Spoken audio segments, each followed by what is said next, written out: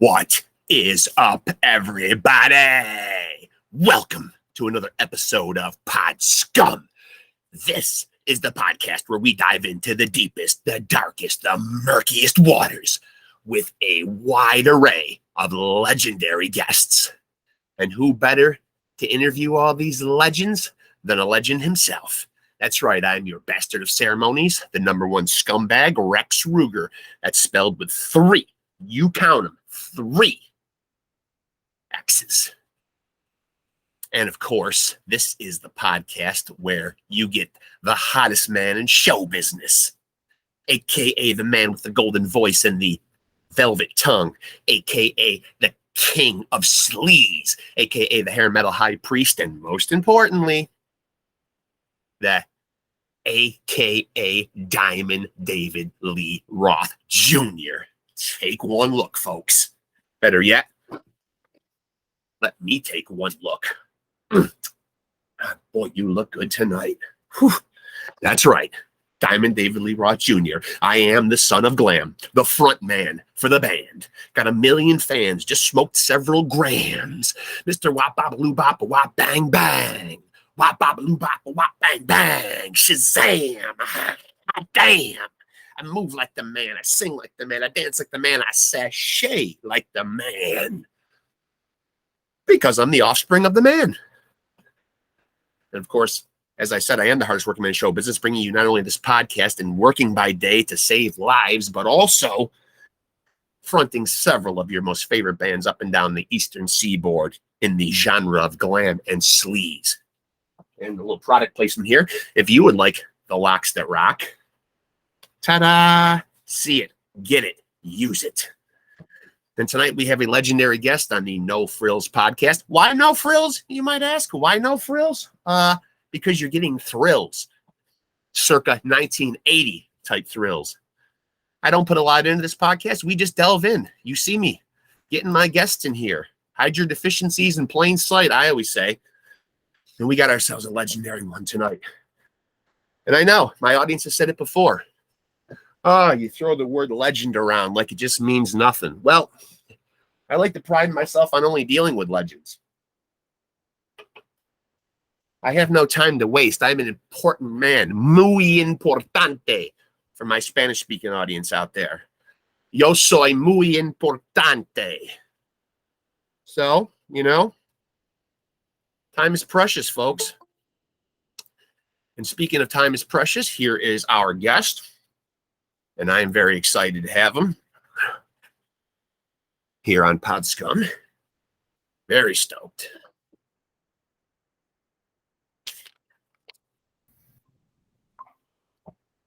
Hello, sir. Hey, what's going on? Can you hear me? You able to hear me okay? Oh, yeah. Look at that, man. Michael Gilbert from FLOTSAM and JETSAM. I was just telling people in my little preamble before I came on here, man, that you are, in my mind, legendary. And then people say, every single time you get a guest on there, you're touting this whole legendary thing. But come on, you guys are thrash legends. Are you not?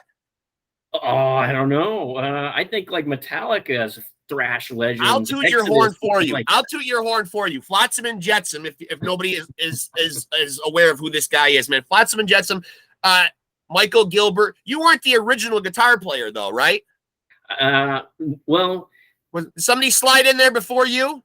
No, there was a guy in before me when they were called Dogs, and he actually wrote a couple of tunes when they made the transition from Dogs to FLOTSAM and JETSAM. So they still had some tunes left over that this guy had wrote, and it's musically right. Guitar riffs and stuff like that. But when I came into the band, the first song I wrote with the band was "I Live You Die," and that seemed to be kind of the one that Metal Blade really gravitated towards and ended up getting assigned. They put us on a bunch of compilations and stuff like that.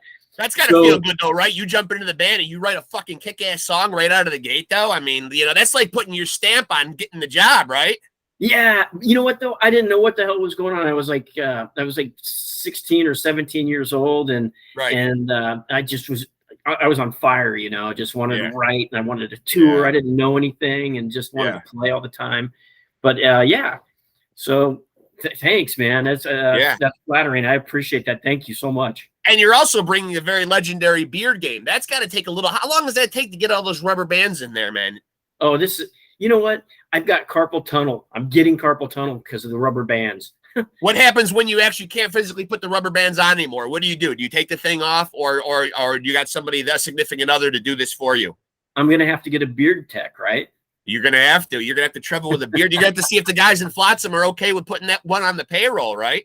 Exactly. I'll tell you what. I had Eric on here several weeks ago, man, and he chatted me up for quite a while, man. That's a great guy right there, man, and a guy that I appreciate so much because he can really fucking sing. He really can sing, that dude.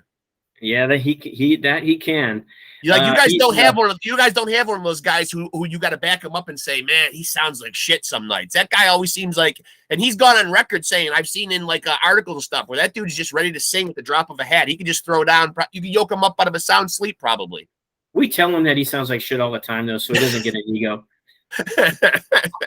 But as a guitar player, though, man, how awesome is it? And I don't know how many other bands you were in before FLOTSAM and JETSAM, but is it really awesome, though, man? Like when you're playing your instrument, man, and you're looking around, and that feeling of like other guys in the band are just so fucking good, man. You know what I mean? Like you're looking at your singer, like, wow, it's great fucking playing next to this dude. Yeah, in everybody is like first class musicians, like Ken Mary's a great drummer. Yeah. Obviously we know this guy can sing. He's probably, in my opinion, one of the best singers in metal. Yeah. Bill Bodley, who's our newest member, he's a shredder on the bass. He's super cool to hang out with.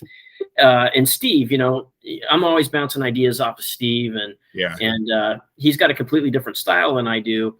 So I'm learning stuff from him, as I guess just as a musician, we're never done learning. We're always learning. So it's nice to a good attitude to have. Where the guys are actually teaching you stuff when they're playing, I'm like, steal Steve's riff here. He stole a couple of mine too, so he's guilty. Yeah. But at least he's not saying, hey, go tell Mike that his fucking riff sucks. You know what I mean? At least you don't got to hear that, right? Yeah, there's no more tension in our band, those days as we get older and stuff like that, there's just no room for it. We just want to have fun. We want to tour, and we want to make good records. And I think actually, that brings me to like our latest record, Blood in the Water. That's awesome. That's my favorite release that we've ever done. I think it's our best effort. Awesome. And it's actually put us on a different level too, with the touring and stuff like that. I know touring's been kind of weird with the COVID stuff that's going on, but we did a small European run just a couple months ago, and it was fantastic. The crowd response, we didn't even expect it to be like that, and we were like, whoa, kind of blown away. So I get so pissed when I hear that, though, man, because I wish our American audience were showing out the way the Europeans really put us to fucking shame, don't they, man? It's fucking sad, right? I mean, all the great festivals are over there, man. Why aren't we doing shit on the festival level that Europe is doing, man? I was just trying to think of festivals off the top of my head the other day, and I feel like all the ones I'm thinking of, Bloodstock, VAC, and even some of the more pop-oriented ones, they're all over there. Yeah. And you've got to see it with the audiences. What is it with the audiences that really is so different? I don't know necessarily if it's the audiences. I think it's because when we play a venue over there, it's all set up. It's all geared for bands. I mean, you get there. There's a great light show set up for you. You don't even need to bring your own lights. And then there's a light guy who's just into it that's going to do it. And the same thing with the sound. The sound systems are all great. Over here, though, there are some promoters where we've been on recent tours where they won't even get you a case of water for your crew.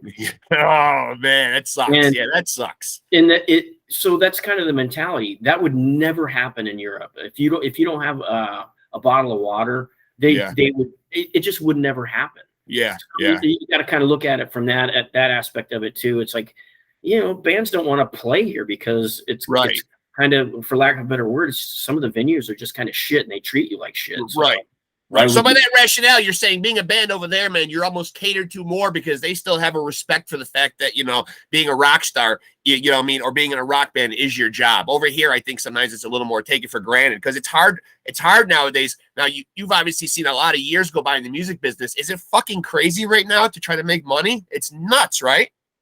It is. And, I was just talking to a friend of mine today about how it is. And it's, everything's based on YouTube likes and TikTok. It's all this I know. stuff. Algorithms.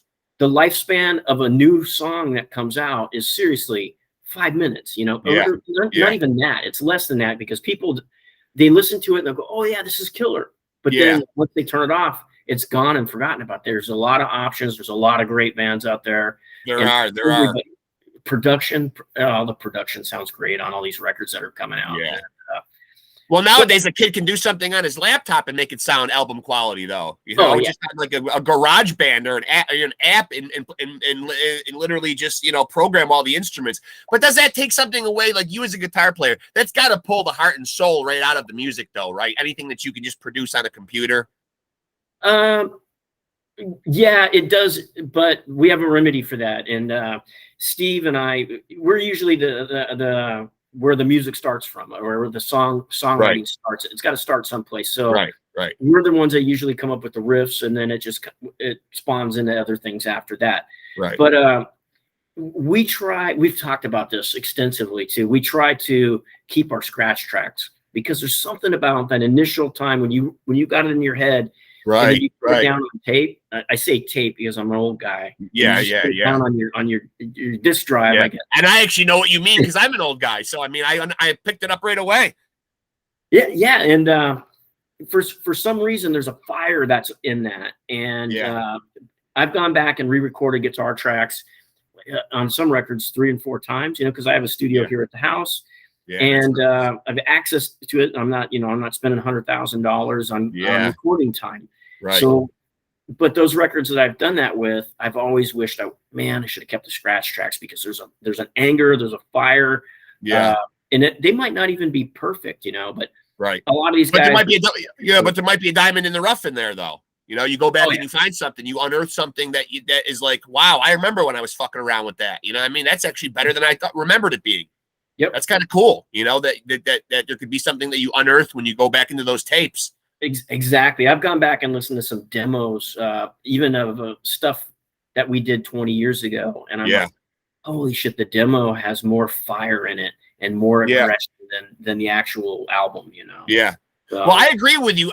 Blood in the Water was fucking kick-ass, but let us not forget, turning back the hands of time, though, and I don't know if this is a big deal or not, but Doomsday for the Deceiver was the first album, if I recall, that got a 6K rating from legendary British metal magazine Kerrang, and that had never happened, though. So that's a pretty high bar right out of the gate. I remember asking Eric about this, but when you come out with Doomsday for the Deceiver, and then one of my personal favorite thrash albums of all time, No Place for Disgrace, when you come out back to back with those two, and you put out 2 seminal albums like that, how the fuck do you know what I mean? Like, you spend the rest of your career, like, people are gonna say, wow, they fucking peaked like right there. Not that you did, because the albums have stayed consistently awesome all the way on through. And I think even these last couple have really gone up even, you know what I mean? Like, thank you. But I mean, right out of the gate, I mean, come on, you guys are fucking showing off.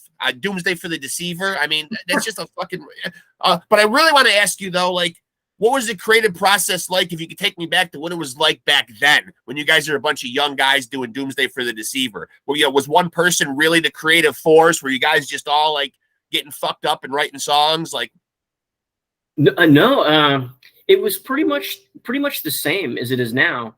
Yeah. We would bring a riff to except for we would go to a rehearsal room instead of, sending it via email, because we didn't even have email back then. The good old days when bands were on labels, right? Yeah. Somebody helped them a little, Helping us a little too much, actually, because some of those records are very difficult to pay back after the amount of money they give us, Yeah. Especially when you're footing the bill for maybe somebody like Slash's, fucking bar tab, back in the day. Oh, yeah. I think some of those big bands, who knows what they footed the bill for back then, I mean. Oh, yeah. Yeah, they would, the record labels, they would definitely take care of you. They made you, they made you red carpet treatment for sure. Right. So Doomsday for the Deceiver, you're young, angry guys, man. You guys are just coming in with just riffs. I mean, did it just feel like a firestorm of ideas because you're just getting started? There's got to be a lot of excitement at that point.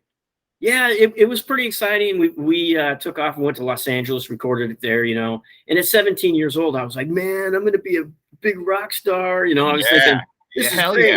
yeah. And it sure felt like that, like, you know, and then you come home and then you wait a couple months before the record comes out and you kind of get your bearings again. And then you go out, and we never really toured that record. So, but we did a lot of shows. Like we were doing shows with Megadeth, I guess just support slot, you know, because Newstead was a big, for those who, I think everybody already knows this one, but yeah. Traitor went and joined a little band called Metallica. Come on, Jason. We'll cut him some slack because that's probably a gig that he has to take, right? You can't fault the guy. Take that gig, and you know what?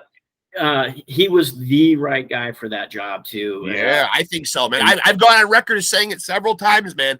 I like that. You know, I've now come accustomed to Robert Trujillo being in the band, but I was really worried when Newstead quit, man. I thought for even when they were going through those shaky load reload years that Jason was keeping a little bit of the teeth there. You know what I mean? Like keeping a little bit of the grit in the band and still representing and growling those backup lyrics. You know what I mean? Like I thought that he was, you know, what little backbone they had back then when they went through some really shaky years. You know what I mean? He was that backbone.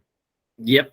Yeah, I agree with you. And have you ever spoke with him? Ever met him? No. But from everything I've seen online, though, dude, he just seems like a nice, good, humble guy.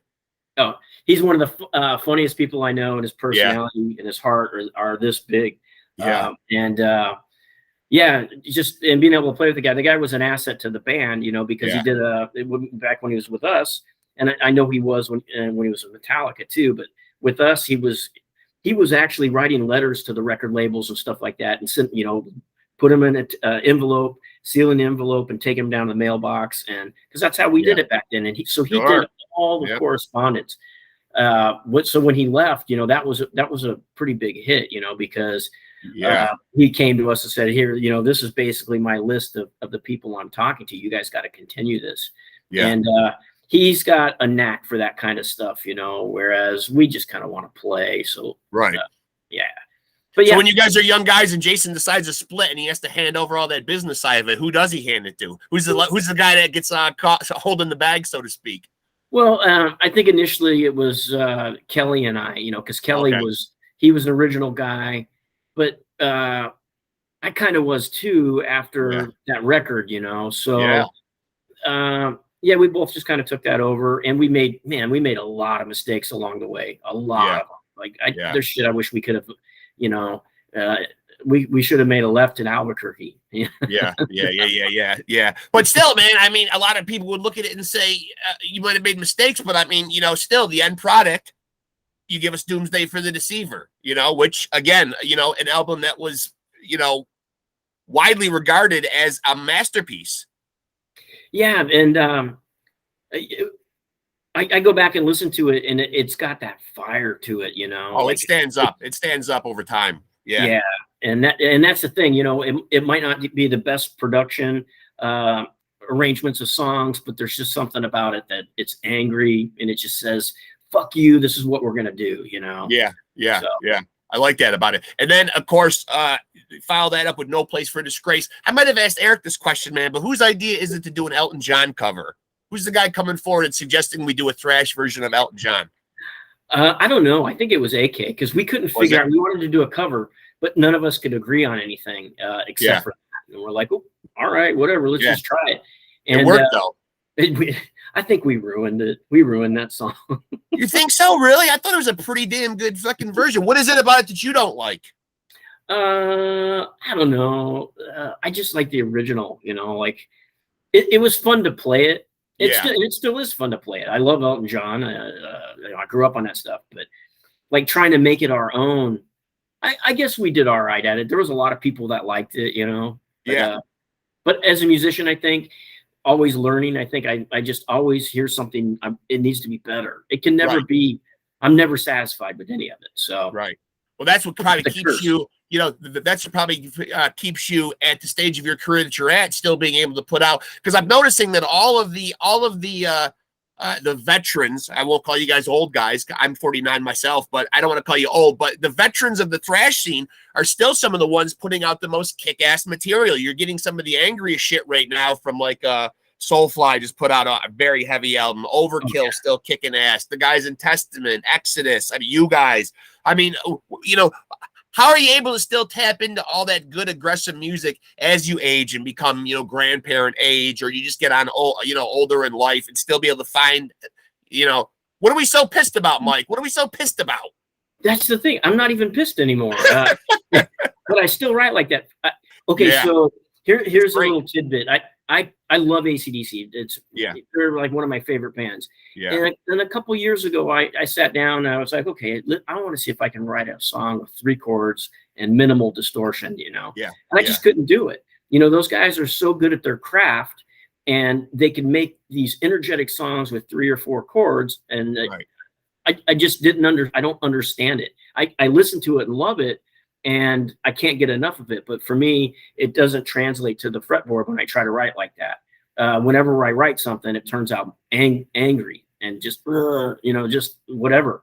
But and that's just what's inside me for writing music. And so you're saying it's harder for you to write a simpler, more scaled back, like a just a basic blues kind of like riff or jam that AC/DC would produce, but yet you can do all this, you know, overly technical, phenomenal thrash shit, which a lot of people would say is very difficult to do, but you find it difficult to do the opposite one, right? Just a stripped down rock song. I find it I find it hard to keep it simple, stupid thing. Yeah. You know, that and you like them. Yeah. Well, you like the music with like a frenetic, you know, aggressive pace.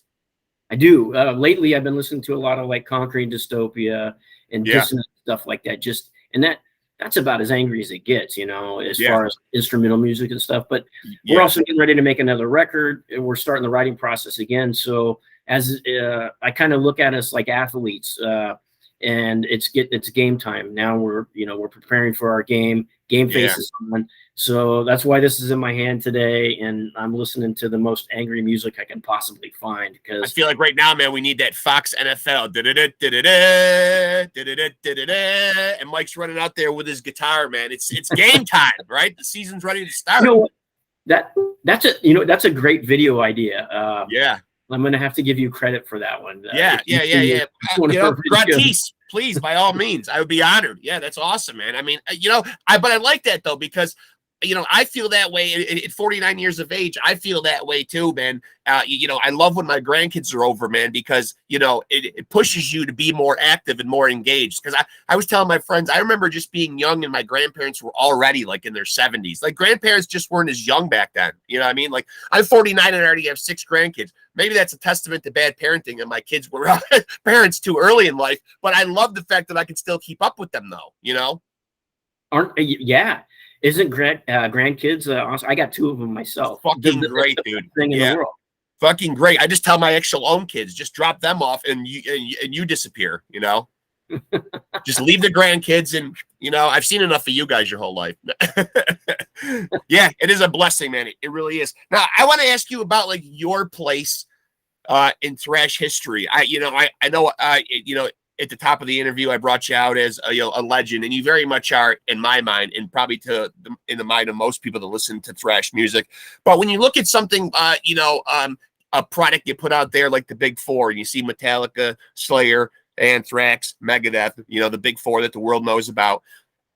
You know, I know you're probably friends with those guys and everything, but does it stick in your craw and ever think, hey, what about some of the rest of us that have been doing it 35 years? Where's Testament? Where's Exodus? Where's you guys? Where's Death Angel? Where's these other bands that have also been doing it a long time? You know what I mean? Like, why isn't it like, and I brought this up with Eric in our interview. I said, let's put our promoter's hat on, and I told him about the LOT Festival. Stay with me here. LOT, Legends of Thrash. And we just make it an all-day thing like Lollapalooza. Why can't 7 or 8 big thrash bands go out?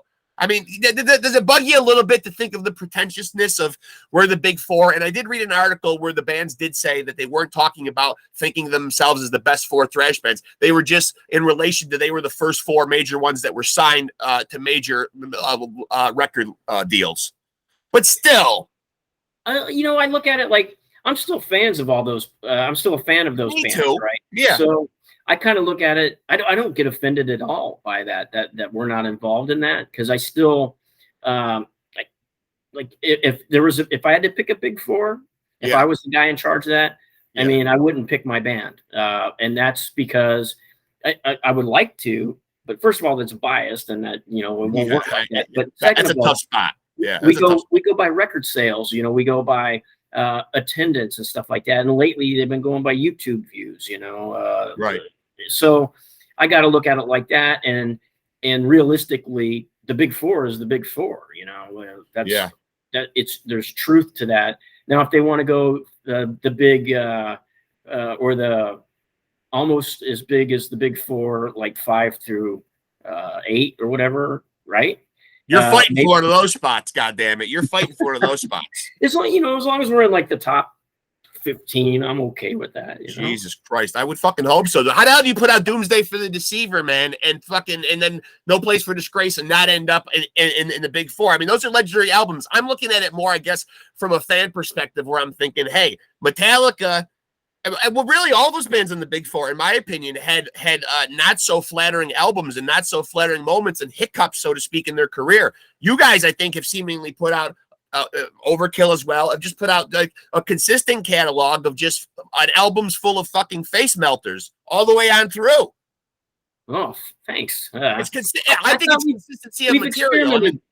We've experimented though with a lot of stuff. We went through the times where, like in the '90s, where everybody blames grunge rock, fucked up metal, and all this. I don't believe any of that shit at all. No. Music it's a circle, and it constantly cycles back, and it's cycled back to metal again. So it's like cool to have pointy guitars and flying V's and stuff again. Where in the '90s it wasn't. So we experimented a little with those records that came out. We did Quattro, which is kind of it's not alternative, but in my eyes, we wrote some alternative stuff on it. We had a song in there, Waiting Through the Darkness, which was probably it got more airplay than any song we've ever done, which got MTV regular rotation at MTV, which is pretty badass for a band like us. Yeah. But we couldn't hold on to it after that. We couldn't keep writing another song. I'll go back to the 3 chords of AC/DC again. That's just it's not in my system to write songs like that for radio airplay. Right. So I have to accept it and be like, okay, if that's what we wanted, we'd have to get someone in the band that comes natural, Right.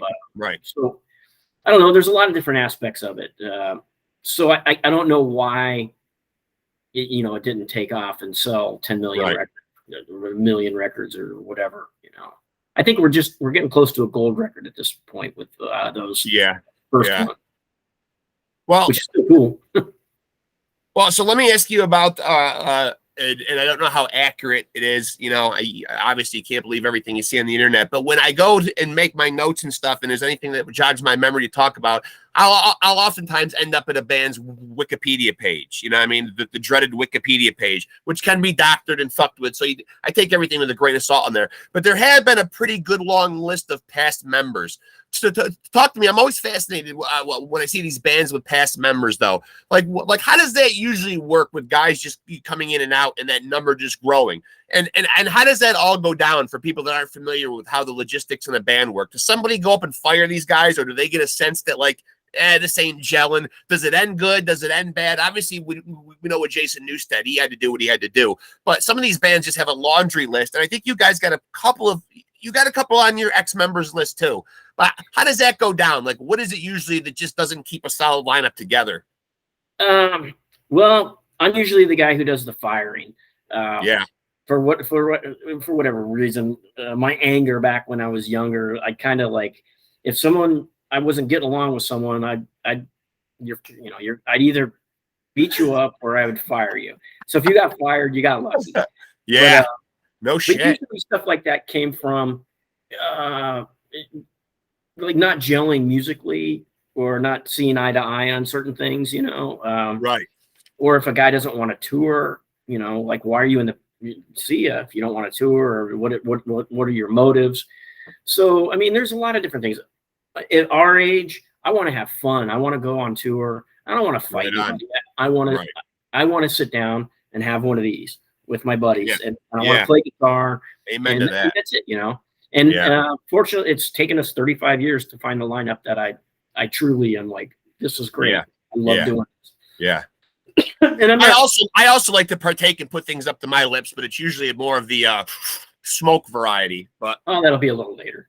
To each his own. Oh, okay. So you do like to partake. It is pretty cool. Did you ever think 35 years ago, man, when it was so taboo to smoke a joint with the guys at band practice, that you'd ever see a world right now where it's starting to get pretty widely accepted, where nobody even gives you like a look? People are hitting vape pens at like malls, or I was just at an antique fair near my house, and I know what people are doing when they're walking around with these pens. Everybody ain't vaping tobacco necessarily, you know? I mean, so it's gotten, I mean, did you ever think crazy, right?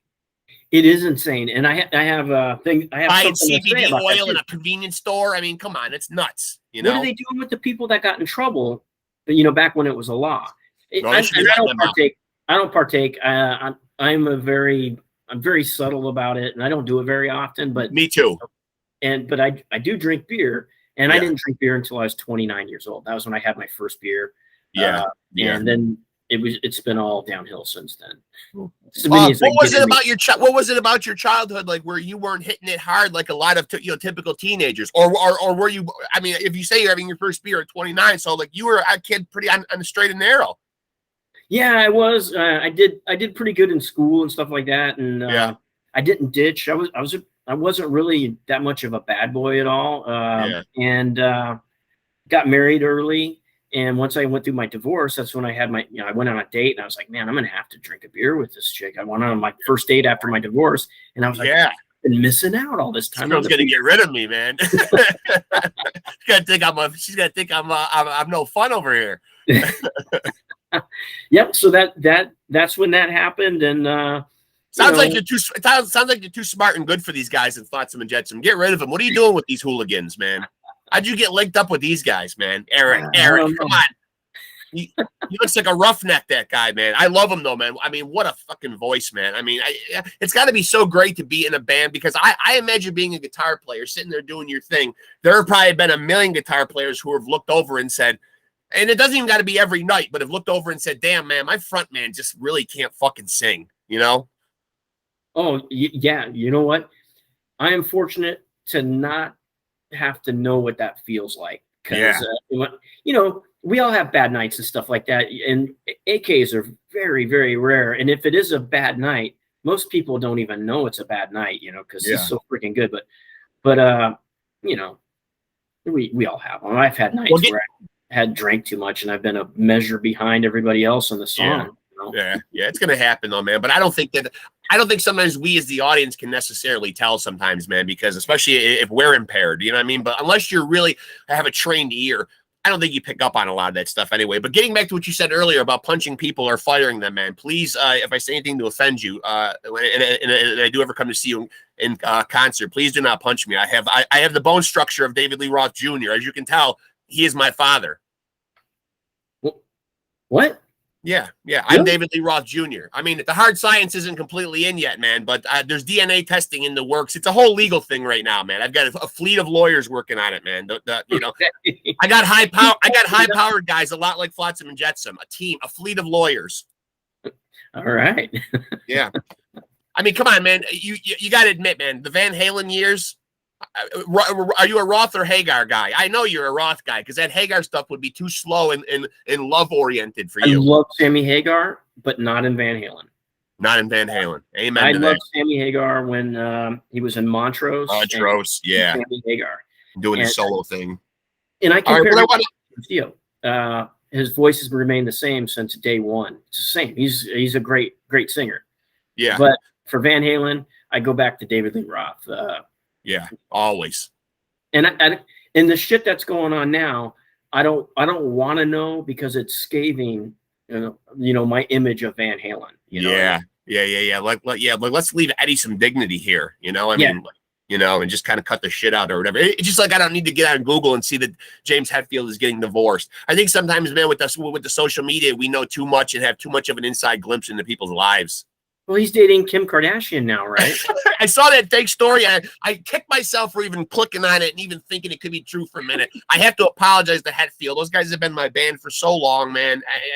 I feel like such a shit, but I thought, I knew clicking on it that, that this is probably going to be bullshit, or this is from like something that's like The Onion or something reporting some fake bullshit news or something. But I thought, God, what if this really is true though? And this is really what our world has become. That would be it for me. That icing on the cake right there, that the world has gone fucking mad though. I mean, come on. If you really thought Hetfield was with a Kardashian, what would you think? Oh, I think it would be great because she'd be getting she'd be getting choked out every night. Yeah, she would. Yeah, yeah. It's got to be tough to yeah. Big growl of Hetfield. So live shows, man. Like, what's it like now when you're getting up and you're touring and stuff? Are you guys now at the point in your career, like, it looks like you're still going out and doing some pretty good runs. You know, a lot of these bands will fly away and do a couple of dates and come back. Are you still the type of band that'll go out for weeks and months at a time and roll around on the tour bus? No, we've kind of come across like 3 weeks is our tops for being out. Yeah. And then after that, like, we need a little break because confined, we all need our space a little bit, you know. We hang boxing gloves by the front door. So, you know, when shit starts going down, we'll. Nice. I'm seeing a common theme here, man. You talked about being able to be the guy in the band to fire people and punch people in the face, and now boxing gloves, man. Are you a combat sport fan? No. I'll watch MMA if it's on or whatever. Yeah. What's the other one called? UFC Bellator or whatever. Yeah, Bellator. Yeah. Yeah, so you will watch it, but you don't. You watch it if it's on, but you don't follow it like, you know, very closely. Why would I spend $49.95 on pay-per-view when I can just go down to the local supermarket and That's true. And some guy's going to be a dick to me anyway, and I can just right. Take out your camera. Yeah, just take out your camera and film him. Right. So what's it like touring live, though? I mean, you know, do you yourself feel any kind of a difference? You know, obviously, you know, from a physical standpoint, but is it the same rush now doing it years later, man? Or do you find it sometimes, you know, as the testosterone and everything kind of slows down, you know, being a red-blooded American guy, do you feel it's harder to get up and play every night? No, if anything, it's boosted. It's better than it's ever been for live shows. Yeah. We did a tour, for an example, we did a tour in Spain 2 years ago, and we toured during festival season, and we sold every show out. It was a club tour, but we sold every show out. It was a couple hundred, 300, 400, sometimes 500 people a night that were selling out in Spain. And even the promoters were like, oh my God, what the hell is going on with your band? You know, usually nobody shows up during festival season at any clubs, you know? So that was kind of a turning point for us. We're like, okay, well, something's happening with the metal scene right now and with us. So it's more of a rush. We just did Hellfest a couple months ago. First time we've ever done that show, and great response. Great response. I bet. What? Yeah, that does piss me off, man. I hate to hear, though, man. The worst thing is the last halfway decent concert I went to a couple of months ago. I went to a small dive bar / club or whatever. And the turnout was just not good, man. So I try to urge people to really go out and see live music, man, because it's tough. You guys are actually working this as a profession. I work by day as a nurse. I work in healthcare. I wouldn't want to go take care of people all day and then like not have anything to show for the fruits of my labor at the end of the day. You know what I mean? So going out and buying the merch, going out and seeing the shows. I literally went to see. You know, I live in upstate New York. I mean, and I will certainly hail New York as one of the kings of the hardcore scene. I went to see Agnostic Front and Sick of It All, and nobody showed out, though. 50, 60 people. That's sad. That's sad. But why, though? Is it the club? Fucking legends. Is it the club that they're playing at, though? Is it the promoter? I mean, what are the factors? Because that's the thing. The promoters don't even tell. You have to go promote your own shows. Now they're so lazy they won't even do it. They're not. Yeah. So you can't really sit back, is what you're saying, anymore, and hang your hat on like your status of longevity in the business. You still got to go out, even if you've achieved a long career, and still go out and hustle and promote your shows. You're saying. Yeah, still do. Fortunately for us, I mean, we're at a level where, you know, when we do a show, there's radio. And there's there's posters and stuff that are made, but who looks at the posters anymore? Because there's no record stores for them to hang the posters. I know. That's sad. I brought that up on other episodes here. It's sad that, like I've said before, there's like a spike in vinyl right now. But if that becomes just a fad and that dies out, man, we could actually see the death of a physical product. You know what I mean? It's just going to be our phones are our stereo now. You know, it's crazy. Oh, that drives me nuts. People listen to music on their phones without headphones, you know, and they're listening to and they think you want to hear it because it's their favorite song. I know. It is pretty annoying. So So when you get to this advanced age, and I don't want to put you guys like, out in the pasture yet or whatever, but what is it like touring though, as far as like, are you guys still in pretty good health, or are you guys bringing out Geritol and stool softener and stuff like that? Or are you guys all still pretty, holding up well at this stage? I mean, you personally, you look pretty healthy. You look like you're doing well. I try to stay healthy. I don't eat right. I drink beer and stuff like that, but I'm doing all right for my age. I can't drive 55. That happened a couple of days ago, actually. And now I qualified for the Denny's Grand Slam. Nice. And, at least the cheaper version of it. It has its perks. We are getting a little older.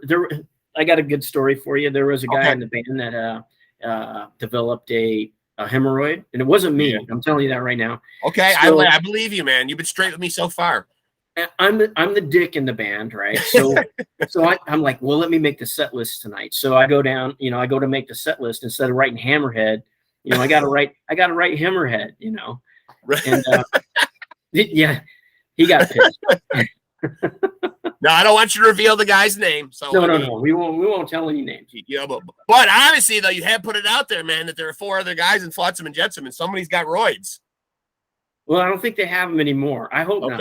I'm not checking though. So. No, don't check. No. I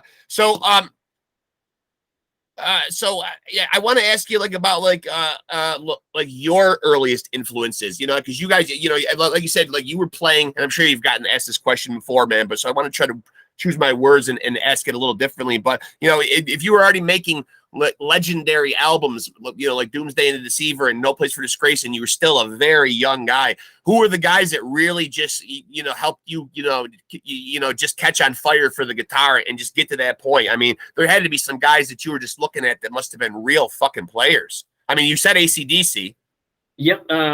I can still remember the day I wanted to play. I was like, I want to play guitar. And I was listening to, on headphones, vinyl, of course, the Jack, AC/DC, the Jack. And I was just listening to, that.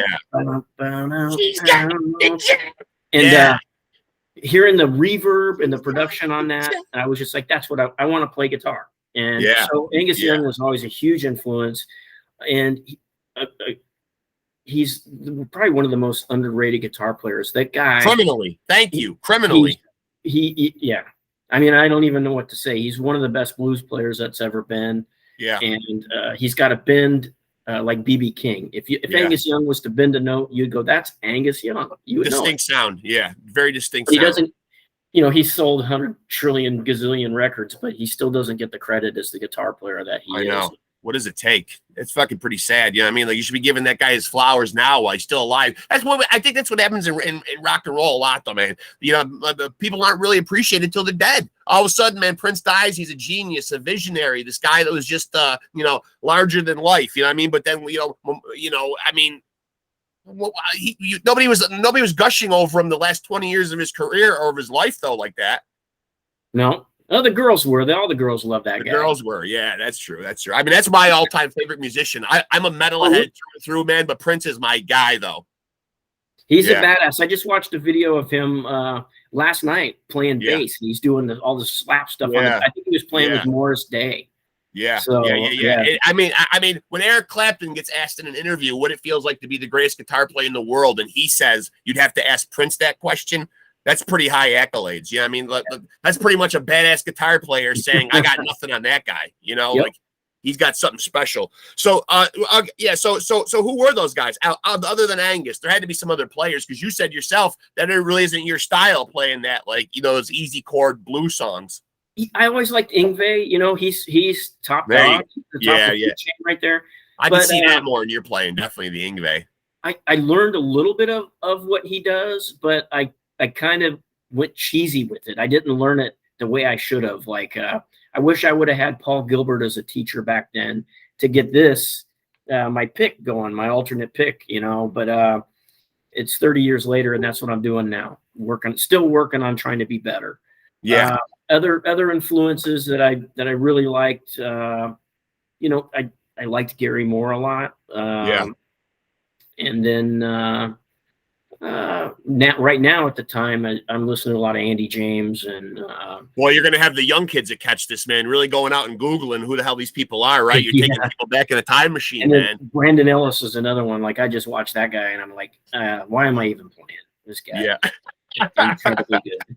Don't you dare do that, Michael Gilbert. Shortchange yourself. Just I should remember, be you're a the rhythm guitar player. You're the guitar player on Doomsday for the Deceiver, goddammit. Come on, that means something, Michael. Thanks. All right, listen, man. I want to do something with you. I got a couple more things I want to talk to you about, man, but I want to do something with you that I like to call throwing my guest in the furnace. Are you ready for the furnace, Michael? I am ready for the furnace. You can handle it, man. I'm just going to throw you some rapid fire questions, and there are right or wrong answers to these, okay? These are random, completely sent in, and just randomly selected, but I have looked at them, though. I know which ones are right and which ones are wrong, so I will quiz you on this, okay? I'll do my best. All right. Just give me the first one that comes to mind. Rainbow or Dio? Rainbow. No. Can I change an answer? Yes, go ahead. Okay, I'm going to change my first one. It's Okay. Dio. Okay. Man. Out of these albums, Killers or Number of the Beast? Killers. Killers. Okay. Al Pacino or Robert De Niro? Pacino. You got to be in prison. You want to be in Shawshank or Alcatraz? Alcatraz. Yeah, everybody was getting I'm a fucked in the Bay ass Area in Shawshank. Yeah. Filet mignon or filet of fish? The mignon. Yeah, this is a classy guy. Come on. A coffee or an energy drink? Coffee. Clapton or Frampton? Frampton. Wow. Howard Stern or Rush Limbaugh? Who's Howard Stern? Come on. You must know Howard, right? No? Yeah, I know who he is, but Okay. I'd probably go with Rush on that one. Okay. Here's a tough one right here, man. A connoisseur of alcohol like yourself. Jim Beam, Jack Daniels. Ooh, Jack Daniels. Oh, here's going to be a tough one for you to answer. I swear it didn't have nothing to do with this either, man. Prior to Brian Johnson or Bon? Bon. And then last but not least, I think I saved this one for you, but I always end with, because I am the offspring of David Lee Roth, I must ask, Roth or Hagar? You're staying with Roth, right? Roth, yep. All right, let me see right here. Dio, Killers. Which one would I think Are we going to get like a compatibility meter or something? Not a compatibility meter, but I'll tell you the one you got wrong, and you're just gonna have to just make your. I don't go through them all one by one and grill you or nothing, man. But I am gonna take umbrage with the Clapton versus Frampton. Convince me why Frampton is better than Clapton, because I have Clapton. Oh, I think. And I'm ready to fucking argue. So let's go. No, I'm just all kidding. right. You'll punch me in the face. Never mind. I don't want to argue, but Frampton was the second album that I ever got. Okay. So it has a soft spot for you, Frampton. It does. And I there's respect something about that guy playing. He's a great player. He's just a great player. I think Clapton's great too, but I think Frampton. I gotta give. I'm going to cut you some slack because I know what it means to have music hit you in the heart. I've caught a lot of flack over the years for people saying, Prince, that little twerpy dude that sings the pop songs, because they don't know his genius on all the other instruments and his writing and his producing and his singing and his dancing and the whole package. So I cut people a break because I have caught a lot of flack for being a metalhead whose dirty little secret is Prince. That I'm a closet Prince guy. Okay, so. We're throwing out secrets. Yeah. Man, the Bee Gees, all right? So have you seen the documentary yet? I haven't seen the documentary, but I will write that down and go watch it if you're recommending it. Oh, yeah. Yeah. Yeah, I mean, you know all the Bee Gees songs, right? Yes. Yeah, and of course. We hated them during the Let's Hate Disco era, but if you go You back, had to. if it comes on the radio, do you turn it off now? No, never. No, yeah. No. So given that, check out the documentary. It's pretty heart-wrenching, but it's great. I'm so not turning that off that I'm probably actually turning it up, and I'm in my fucking kitchen doing Travolta. No question about it, right. Man. If I hear any of that stuff, man, I think disco was widely panned because, it was considered more like a fad. I think a lot like grunge is kind of but the thing that pissed me off about grunge, and obviously you guys were in the middle of a musical career when the whole grunge thing hit. And I've had the privilege of having Gary Connor on here from the Screaming Trees, and I thought, how mind blowing was it just to have a microscope on like your town all of a sudden, and you guys couldn't do nothing wrong. Everybody had to wear flannels. Everybody had to fucking be pissed off and brooding and angry or whatever. But you know what? When you look back now, there's some great bands with some great musicians and or singers really came from that era. What do you remember about where you were in your point in time in life and when grunge hit? I know you made a comment that it influenced one of the Flotsam and Jetsam albums in your mind. The first time I even knew about what grunge was, I mean, I didn't know what the word was. I didn't know what that meant. Right. I always like tuned into MTV, especially around that time, because I was kind of waiting for our video to show up, Sure. But every hour there was, what is it? Smells Like Teen Spirit, I think. Yeah. Oh, yeah. I remember. It was always on. And I thought it was a great song, how it was put together, the arrangement and stuff like that.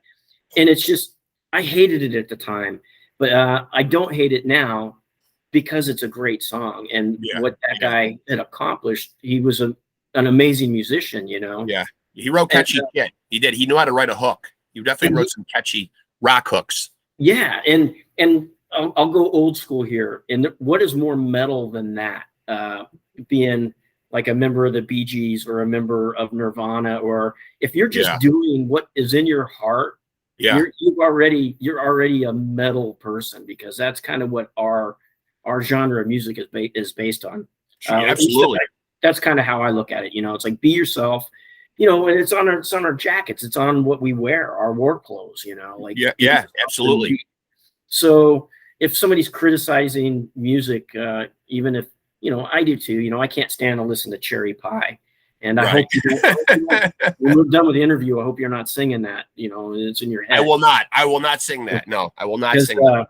That's what it does. And, I'm not a big fan of that, but I can appreciate that those guys wrote a hook like that, you can't get away from it. Once it's in your brain, you can't. They laughed all the way to the bank, at least for a little while, I mean. See, now I'm going to be singing that freaking song all night.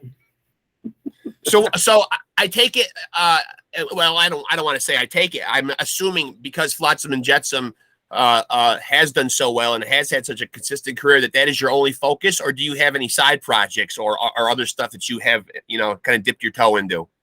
I got a solo project I'm working on now. It's coming along slow because I just don't feel like, I go back and I watch these players on YouTube and how great they are. So I listen to what I'm doing. I'm just like, this is first grade stuff here. So I got to. So would you say that because I know exactly what you're tapping into here, because I have always wanted to be an aspiring author, and I will start to write things and have these sparks of genius, and then I will quit like 2 chapters in, and I've done this my whole life and kicked myself, man, and I beat myself up about it and droned on and on to my wife about how frustrated it makes me. But are you one of these guys that just gets in your own way in the creative process because you're setting such a high bar for yourself? Yeah, and if I don't like it, self-editing, I never will. I probably never will like what I'm doing. But that's the curse of it. You have the curse too, as being a writer. And I do. It's like I'll write a line and then I'll think I'll literally like write 2 or 3 lines and I'll look back and be like, you know what, a better word to use right there. And I'm self-editing as I go along, so I basically am like stuck in mud. I just go nowhere because I just keep on focusing in on like, this paragraph could be so much better, instead of just like writing and then going back. And self-editing as you're going along is literally like the total bane of creativity. It really is. Yep. So, and that goes back with what we were talking about at the beginning of the interview when I was talking about songwriting, where those scratch tracks, you can't beat, like you probably know this too with your writing, you can't beat your first thought. What your first thought is where the fire is. That's where the fire is. So the best thing to do is just keep it. Don't alter it. Right. And that one came from the heart too, because it was what you initially wanted it to be. You know what I mean? Like that's the one that just kind of just poured out of you at that moment. So what are you guys' future plans? I mean, it seems like with Kiss doing a fucking a 20-year farewell tour, you guys could be around for, we could see Flotsam and Jetsam for another 40 years, right? Yeah, we're starting our farewell tour next year. When's it going to end? It'll last about 40 years. Going to end about 2035? Exactly. No, we got one show coming up in Brazil in April, but we're writing up until then. And during that, hopefully we'll be done recording and writing at that time, and we'll start touring again for 2023. and you know, obviously with the Europe festivals in the summertime and stuff like that. So hopefully 2023 is pretty busy for us. Yeah, yeah. But you as obviously long as sound there's like no, you know, none of the COVID stuff going on. Yeah. You know, that's really what's been hurting everybody right now. You know, dude, I mean, my day job being a nurse and working in healthcare, I mean, it's changed up the whole game now. I mean, it's so much harder to pull staff into the field anymore. You know, plus this mask thing. I mean, going to work with a mask on, which I don't see any end in sight for that anytime soon. So like, I literally wear a mask all day at work, all day. Yeah. Very confining, very restrictive, not very comfortable. You know, it's just, you know, it's changed everything up. You know, it really has. Post-COVID has made things like a different world, you know? It is a different world. And, you know, everybody's got an opinion on it and the science. I don't know the science of it. I've had COVID twice, and it's not a joke. It's not the first time I had it was brutal. I will say that, you know, and I understand that it, you know, and I've had a friend die from it too. So I know it's no joke. Second time I had it was like nothing though. So I guess that's it would be the herd immunity thing for me kicking in. You know, like so do I need a vaccination? Do I need to keep No, I don't think so. But that's, you know, that's just where I stand with it. And I know people will be like, ew, fuck you, Gilbert. But I've had it. You know, and everybody in my family's vaccinated. They've all had it too. You know? Yeah. Well, I'm terribly sorry to hear about your friend. That's awful news. But you know, I certainly, as somebody that works in healthcare, would urge people to get the vaccines. I think what happened in the world is a lot of people, once the government got involved, a lot of these like libertarian type people, and you know, thought that the government was telling them they had to get shots. And so I think they let their political emotions kind of get involved. Like, you know, the government puffing out their chest, like the government's not going to tell me what to do. You know what I mean? You know, but you know, it was strongly recommended, and you know, the science was there. I mean, I've got my vaccines. I mean, are people going to have bad reactions? But people are going to have bad reactions to the flu shot. People still get the flu from the flu shot. I see it all the time, and still pass away from the flu. People still die to this day from the flu. The flu and elderly people can be very serious. You know, if it gets into the lungs, I mean, it's a serious infection. So I mean, I would urge people to get vaccinated. Yeah, you know, I would agree with you on that. You know, people that maybe you're in the healthcare business and stuff like that, you're around it all the time. So I completely understand that.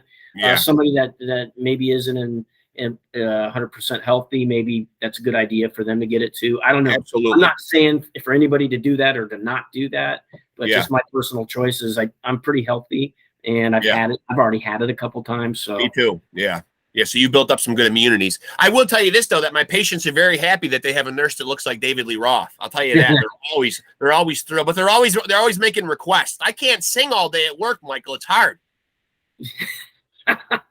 So, well, are you jumping up and doing the splits and all that kind of stuff? And you know, maybe 20. Maybe 20 years ago, but you know, I'm sure you must be able to relate to this. The hamstrings aren't what they were 20 years ago, right? You must know that from being on stage or running around and shit. I mean. Oh yeah, it hurts. It hurts to bend over and pick something up for sure. Yeah, absolutely. I've had 2 back surgeries too. You know what I mean? So I had a herniated disc in my back too. So it gets funny, man. You know, because you start to think about like who you were as a kid. Like, oh, you know, you're trying to find, you know, so you're trying to score some beer, you're trying to score some weed, and like nowadays it's like, you know, Advil and you know Prilosec. You know, score some Advil. Yeah, score some Advil. You know, and then the prostate's got me up a couple times during the night to piss. That's a nightmare. That's not fun. It doesn't get. I'll tell you what, man. An old person told me this in the nursing home once. That aging is not. It's not for the faint of heart. It's not. You know. No, it's hard. It's rough. No doubt about it. It's hard. And so you sound like you've got a pretty full life, though. Obviously, you mentioned grandkids earlier. Is there a time limit that you've given yourself on how long you want to do this? No. I'll do it as long as I can. And till the wheels fall off. Totally. Until I can't play anymore. You know, and we do have I have pain in my elbows and stuff like that, but I'm not going to let it get to me, you know, and I think a lot of it's mental. It's just, when people are saying, oh, you're getting old, you can't do this anymore. I think it does something to you, you know? Yeah. The mind's very powerful. It is. It is, you know, I mean, I don't believe any of that. So like what's next for you guys? I mean, Blood in the Water just came out last year. Is it coming back out with something, or is it are you going to be touring behind like this record and doing your other songs for a while, or are you guys headed back in the studio anytime soon? We're heading in the studio now. Okay. So You've already got a new album written. Not written, but Okay. it's, I mean, like I was saying, we do our scratch tracks. Scratch stuff. So it's okay. like whenever I write something, that's the Yeah. guitar you're going to hear. That's the first attempt at it that you're going to hear. And what we want to do is get that in the bag and done, and then see what happens next year. If we need to push a new record, that's fine. If Blood in the Water still got life in it, I would love to tour that record because I still think it's got a ton of life in it. We've never even promoted it. So are you guys the type of band that would ever I was just talking to a friend of mine the other day who has had the opportunity to see Cavalera Conspiracy. I've been to see Soulfly, and when I went to see Soulfly, it was great. I met Max Cavalera, who in my mind is a metal legend, a guy that's just been doing it forever and consistently doing it forever, and that guy just never takes a step backwards. Anything that's hard, anything that's going to be hard and fast and nasty, any side project, he's in. You know, that guy is in. And so he's about to do the Cavalera Conspiracy, where they go out and play those first two Sepultura albums, Beneath the Remains and Arise. So I asked my friend who has seen it already if it's worth going to see it, and he said, "Oh, dude, don't fucking let it pass you by. Fucking go." But so my point is that them going back and doing those nostalgic albums, is there ever a call for you guys to go do one of those tours where, hey, we're going to play No Place for Disgrace in its entirety, or, you know, we're going to do Doomsday in No Place, you know what I mean, on this tour? We have done that. And there's a famous festival in Europe called Keep It True. And it's small. It's very small compared to like Hellfest and that. I think it's like 5,000 people. Okay. And we were asked to do it, and we were asked to play Doomsday in its entirety. And this is in Germany, right? Yeah. So we're like, yeah, we can do that. But Der Fuhrer, you know, we're not going to get executed for this. Yeah. And they said, it's fine. Just don't do the signal, you know, the hand signal or whatever. It's like, okay, well, we don't do that anyway. Yeah. But imagine 5,000 fans doing that, German fans doing the Sieg Heil. And that's exactly what happened. It was like, oh my God. Yeah. So yeah, that would not be good. That would not be good. I would love to hear No Place for Disgrace in its entirety, Michael. Play it right now. No, I'm just kidding. No, but I mean, seriously, man. I mean, that would be. Have you guys gone out and done No Place for Disgrace ever in Europe or otherwise? We toured with that record with Megadeth for like 3 weeks, and that was all we ever toured for that record. So you would be open to going back out and playing that record in its entirety then? Yeah. Oh yeah. Right, because that's going to be coming up on what? 35 years next year. 35 years. Oh my God. Is it crazy when you look back at it? You think have a calculator to figure that out. Well, 1988 is when I have down here the No Place came out. 1988. Yeah. Mm-hmm. And look at you. You're still a handsome young bastard. Look at you, man. You're doing what you're doing it. You're doing it the right way. Filters on. Huh? I got filters on. You do. Now is the now how important is it, because I talked about this with other musicians on here, to have like a look or a gimmick? And I'm not saying that it's anything cheesy or whatever, but you know, Kerry King does the big studded bracelets, Scott Ian and him both have the beards, you've got that thing. Is there like a look sometimes that helps, you know, that you do just even subconsciously, that you just think makes a band look more badass? Because a lot of it is about image nowadays. Yeah, it's important. I think enough bands. It's really important. I think it's super important because it's your identity, and that's a great question, because we've had identity problems in the past. You know, we went through, after those first two records, we went through a logo change, which is the dumbest thing a band can do, is change your logos after you're already established. You know. Yeah. But that happened, and now we're back to the original logo. Of the skull, right? Yeah. Yeah. I spent years to try to get that back to where people, you don't have to see the name, because nobody can say the name anyway. It's hard to say. It's hard to, you're looking at it, it's just weird name for a band. Yeah. So I wanted people to just identify with the skull and go, oh, that's Flotsam, you know? Yeah. So I've been, me and our web guy have worked really hard on making sure that old logos are gone. So was it ever a discussion with the band at all? I talked to a few weeks back Bobby Gustafson, and I said, man, you've been fortunate in your metal journey.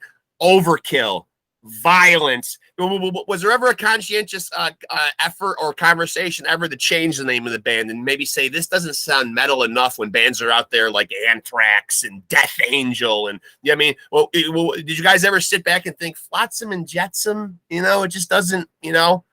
Oh yeah. Not badass enough. You know. Yeah, I've thought that. I've always thought that.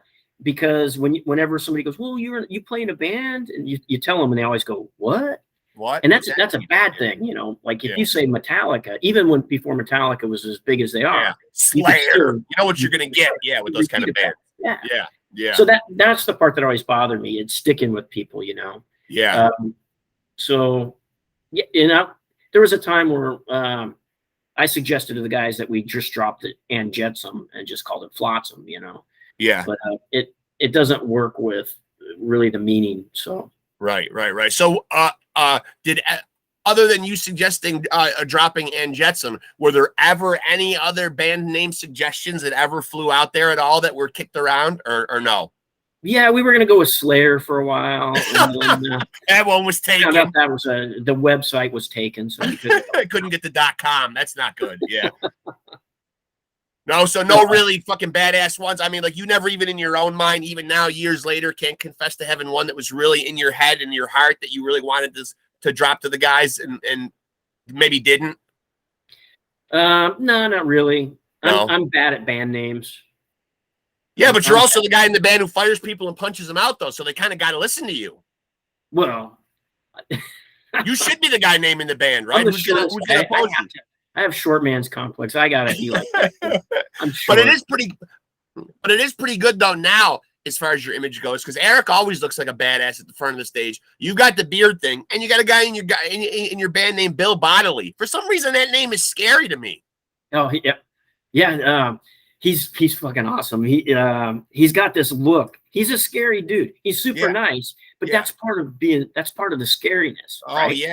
I had the same conversation with somebody the other day. I had the same conversation, and I thought, you know what? There used to be a time when I was terrified of the extreme metal bands. You remember when you couldn't get a lot of a lot of material on them? You might catch a glimpse of them in a magazine, but you couldn't just go look them up and find out who they were dating or whatever. You know, there was a mystique. You had the liner notes and scary pictures of them inside, positioned in, in trees or, I mean, it was always terrifying. That's actually what sells. That's the internet's kind of fucked up the music business because of that. Because we used to sit there and open up our vinyls, right, and just look at the pictures, and we would know only that about the band. We don't know that. We didn't know who was dating Kim Kardashian at the time. Right. So that was part of the mystery. So what did you do? You bought a ticket to the show and you went, and that's what everybody did. Yeah. And it's not like that now. Now they just go, oh, I saw it on YouTube. I don't need to go. Right. Yeah. I saw them do a couple songs recently live and they sound terrible. I'm not going. Yeah. People now all of a sudden too, because everybody's band is out there on YouTube, man. Like now it's just become a playground in the comment section for everyone to go down and chastise artists for not sounding like they did 30 years ago. Oh, he can't play anymore. He can't sing anymore. Yeah. That's pretty sad. The music is an opinionated thing. Everybody is correct in what they're saying. Right. But it's their opinion. They're allowed to have it, and they should realize that everybody else has got an opinion too. You don't have to I just hate dumping on people that are willing to take some part of artistic expression and put it out there for people. If it's not your cup of tea, then just move on. But having to go on the comment section specifically to run it down is a little, asshole-ish to me. I mean, Totally. Yeah. I mean, it doesn't got to be your cup of tea or whatever, but and the worst part, the part that infuriates me, and I'm interested to get your take on this, because it is so topical and probably still will be when I get your episode up. What do you think about these older bands, especially that are getting chastised for having to use these different tricks, backing vocals, click tracks, this kind of stuff? You see, bands on the stadium tour right now, or Kiss, Paul Stanley's, catching a lot of shit because he doesn't sound like he did, 35, 40 years ago. Do you give bands a pass like that, or do you want to see the live experience? I give them a pass because, Kiss in past days, they didn't have to use backing tracks or anything like that. They can do it. Right. But they're out there trying to give their tickets are $100 a pop, and they're trying to give the people the best show that they can. If you're going to spend $100, show. I agree with that. Right. The best possible show. And who did the backing tracks anyway? They did. Right. Right. So you cut bands like that. It's not like they're a new band and they're already trying to sound over the top awesome and they're pulling this. Like these are guys that have earned their stripes, so to speak. Exactly. You know, but if you know, there are bands that do it too much too. You know, that it's like, okay, well, can you play the song? You know, some of them can't. Right. It's real easy to get a great guitar solo in Pro Tools if you've got the tools to splice it together and edit it. You know, you can sound like Yngwie. Right. You know? Yeah, absolutely. Yeah. So I didn't ask you this before in the comparison questions, but it's one that just popped into my mind. When you're sitting down to play the guitar and write on the guitar, are you a riffs guy or a solos guy? Like which one really gets you most excited? Writing a good riff or writing a good solo? I'm a better rhythm guitar player than I am a solo player. So you like writing riffs? I do like writing riffs. When it comes to solos, like I got red light fever, if you know what that is. Whenever I hit that record button, even if I'm in my studio by myself recording a solo, as soon as I hit that record button, like all my motor skills shut down. I can't do. So a lot of times what I'll have to do, I'll plan the solo out, and then I'll go to the end of the song and I'll just play to a click track. Right. And then I'll move it over and see what it sounds like, which is, you know, sometimes you got to do that because I know what I want to hear in my head. Right. But, you know, it doesn't always translate. So rhythm guitar, it translates every time for me. Yeah. Yeah. So obviously right now there's a big tour package out right now. The big the Bay Area Strikes Back with Testament, Death Angel, and Exodus. You guys are an Arizona-based band. What would be a great package that you'd love to see, like you guys go out on? You know, I mean, I know Sacred Reich. I think they're down in Arizona.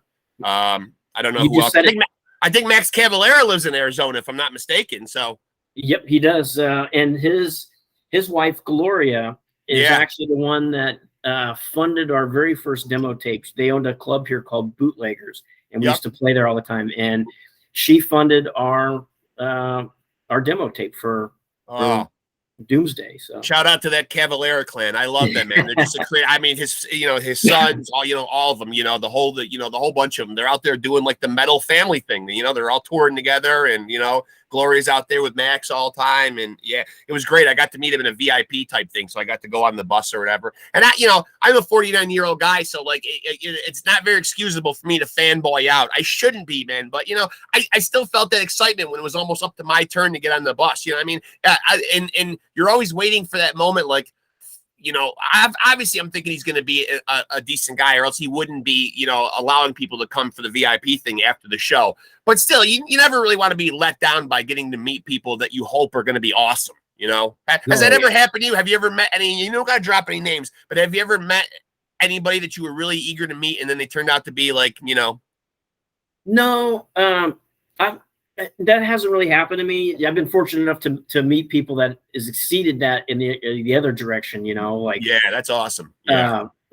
Joey Ramone was one of them, and I just couldn't believe it. I don't get starstruck very often, but I was starstruck. He's a guy, but he's a guy that you could possibly be thinking in the back of your head could go either way, though. An encounter with him. It would either be like, because he was a superstar. Yeah. But it was kind of cool what he said to me. It was my first time in New York City, and we were playing the Ritz. Yeah. And he comes up to me. I got introduced to him, and he had two girls with him. Yeah. And he goes, have you ever been with the New York bitch before? And I go, no. And he goes, you want one of mine? And I was like, whoa. And here I am, 17, 18 years old. And I'm, oh my God. And did you take, did you alleviate Joey Ramone of one of these females? No. No. You're saying right now, hand to God, that one of these women did not spend the night with Michael Gilbert. No. This is not a rock and roll story because I scampered off into the wilderness and got scared. Speaking of rock and roll stories, I'm glad you brought that up, though, man, because a lot of guys who have no business right now, but I'm hearing rumors on the internet of guys writing their, quote unquote memoirs. Are you one of those kind of guys that'll ever look back on your career and ever feel like you've got, anything that's worthy of a book? Or any of the guys in the band? I've never thought about it, but some of the stuff that's happened definitely book worthy. Yeah. But yeah. but there's also a lot of stuff where I should be redlining it too, like all grading the paper, like where we went wrong. Like I'm redlining this because we should have made that left turn at Albuquerque. You know? Yeah. You're right. Yeah. So it's more of like a blueprint for new bands and upcoming. Don't do this. Right. So you'd say more like business type stuff, contractual stuff. Yeah. And if Joey Ramone comes up to you and offers you a girl, take one. Take the girl, yeah, but don't necessarily take Roadrunner's contract right off the bat without maybe, Exactly. You at least go over it with a fine-tooth comb, right? Yeah, and turn it over, read the back of it, because that's where it's at. What's happening?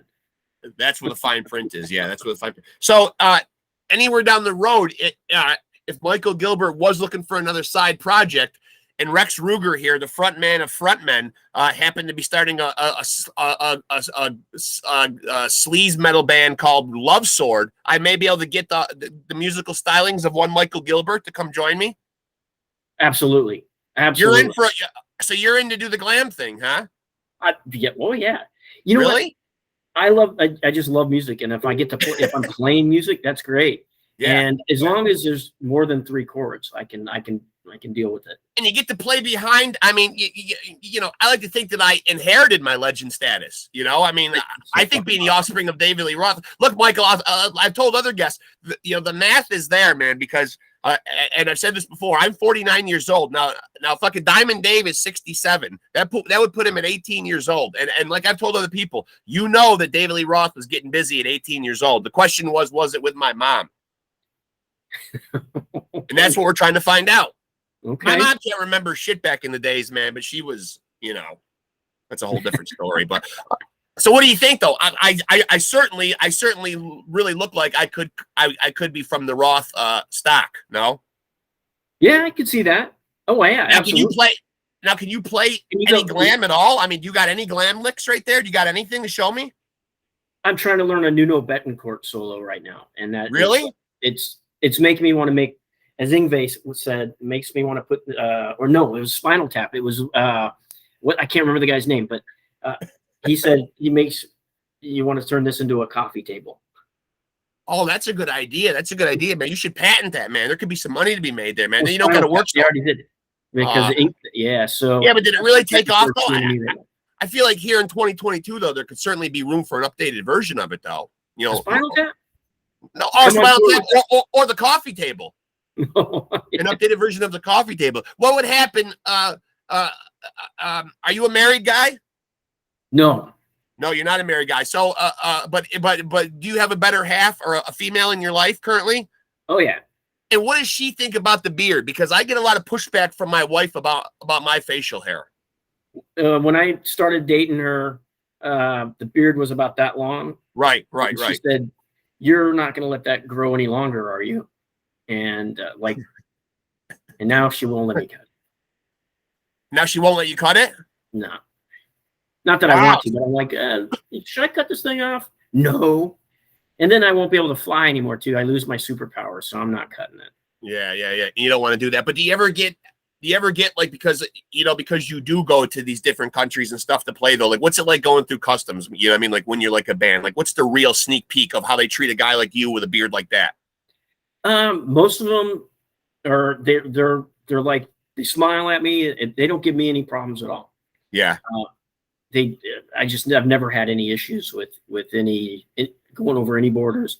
Now AK, he gets some issues sometimes because he's a rough character and he's got a rough demeanor to him, Yeah. He's got that look like a derelict. He does. Yeah.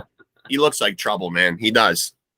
But that's probably good though, man, because I obviously, and of course, me being a front man extraordinaire, I understand this, completely. But when you're the front man, though, I mean, you just get to sit back and play your guitar, and I'm not diminishing that skill by any means. But AK is the front man. Have you ever wanted to be the front man of a band, or are you happy being the guy who's not the main focus?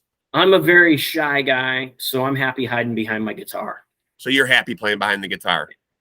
Yeah. I hope you do it for a gazillion more years, brother. I love you to death, man. Thank you. Thank you so much. Yeah. I still wish you would try out for me, though, man, and give me a little something. You can't play nothing 80s on that thing. Give me a little something. How about this? There's no amp, but can you hear it? Can you hear that? Not really. No, that's all right. That's all right. Hold on one second. Oh my God, he's really gonna. You want an 80s riff? I just want to see, man, if me and you can really make the love sword thing work. You're the first guy that I've ever interviewed to had the guitar in his hands, man. So put your money where your mouth is, Michael Gilbert. So here we go. Here's all right.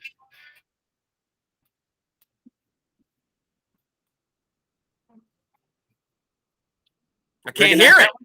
You can't hear it? We can't hear it. What the heck? Michael Gilbert's giving us air guitar. You can hear that, right? I wonder what it is, why it doesn't translate well. Huh, it's pretty loud, too.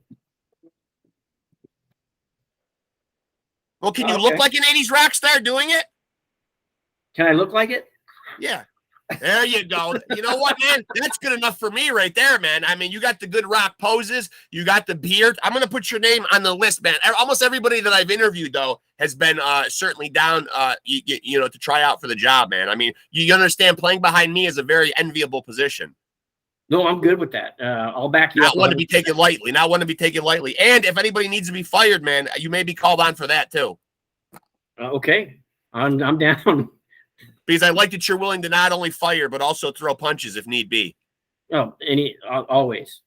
I'm so happy to hear that, man. Hey, listen, man, thanks for hanging out with me tonight, man. This is a fucking blast, dude. Seriously, I love talking to you. I could sit here for hours. Yeah, me too, man. Dude, I got to give you the fist bump. The fist bump on that. That was absolutely, very cool interview, man. The post-COVID fist bump, man. And always the horns, man. I hope we get years and years and years of FLOTSAM and JETSAM. The last one we got was 2021's Blood in the Water. I implore people to go out and check it out, play it loud, and don't forget that this guy had a fucking 6K record. Put some respect on his name.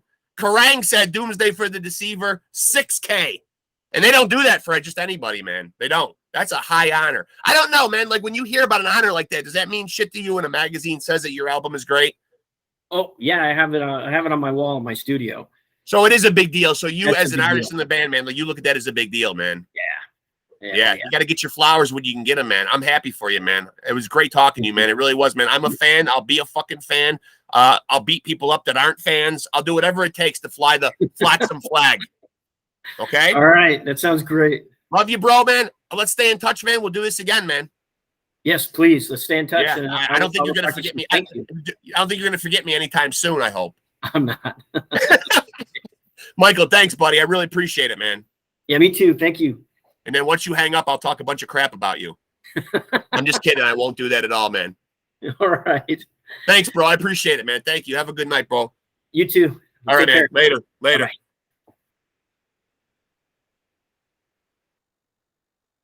And there he goes right there, man. And I know, don't say it. Don't say it, Rex. But that's a legend, man. I'm sorry, man. That is Michael Gilbert from FLOTSAM and JETSAM, a thrash band from Arizona that has been doing it and doing it big for years. Their last two albums, 2019's End of Chaos and 2021, just last year, Blood in the Water. Man, these albums are fucking rippers. Go back and check out 1986 Doomsday for the Deceiver. Then go check out one of my all-time top 5 thrash album for me of all time, 1988's No Place For Disgrace. That's Michael Gilbert from FLOTSAM and JETSAM, man. Solid dude. Awesome bunch of guys, man. We've had Eric AK on here, man. The coolest of the cool, those fucking guys. Hope you guys enjoyed that, my POD SCUM audience. Until next time, remember to take it easy and keep it sleazy.